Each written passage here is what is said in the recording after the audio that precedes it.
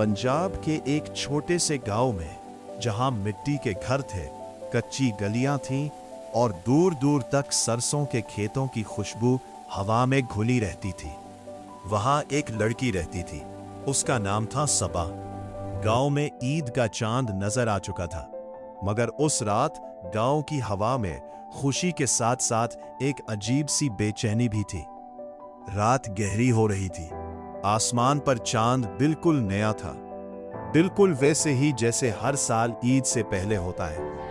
घरों के आंगनों में मिट्टी के चौल्हों पर शीर खुरमा की खुशबू उठ रही थी। बच्चे नए कपड़ों को तकिए के पास रखकर सो रहे थे और कहीं दूर से किसी पुराने रेडियो पर नात चल रही थी। लेकिन सबा के घर में सब कुछ थोड़ा सा अलग था। सबा अपने छोटे से आंगन में बैठी हुई थी।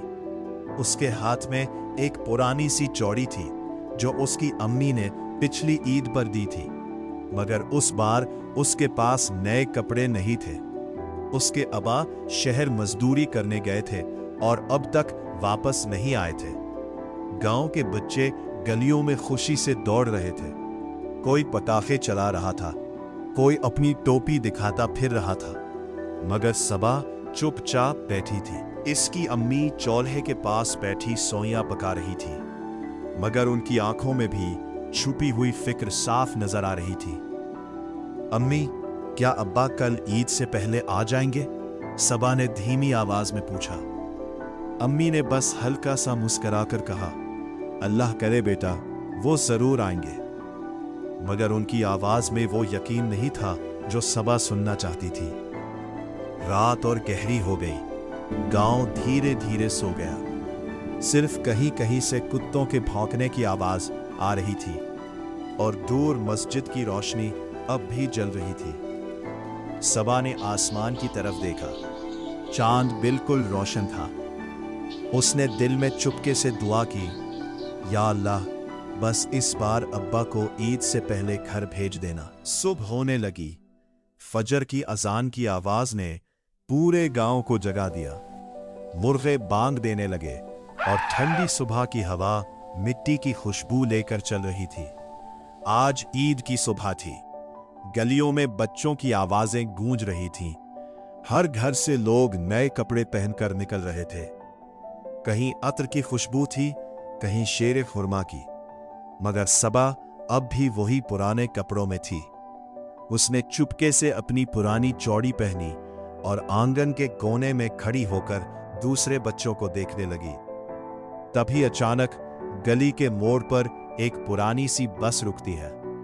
उस बस से धूल उड़ाते हुए एक आदमी नीचे उतरता है, थका हुआ, मगर उसकी आंखों में चमक है।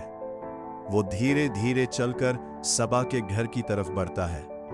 सबा की अम्मी दरवाजे पर खड़ी होती है और एक पल के लिए उन्हें यकीन ही नहीं होता। अरे, ये तो। सबा ने मुड़कर देखा। उसका दिल जोर से धड़कने लगा। अब्बा! और अगले ही पल सबा दौड़ती हुई गली में निकलती है और अपने अब्बा से जाकर लिपट जाती है। उसके अब्बा हंसकर कहते हैं, मैं कैसे अपनी बेटी की ईद मस कर सकता था। उनके हाथ में एक छोटा सा कपड़ों का पैकेट होता है।